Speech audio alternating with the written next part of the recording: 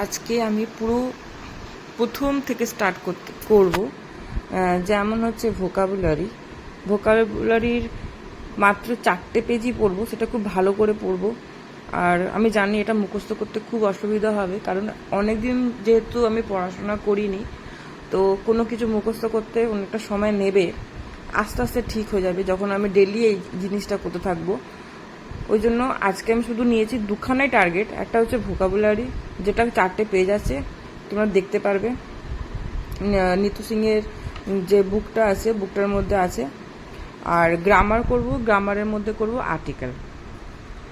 আজকে এই দুটোই পড়া করব আমি। তো আমি পড়া করতে বসে পড়েছি।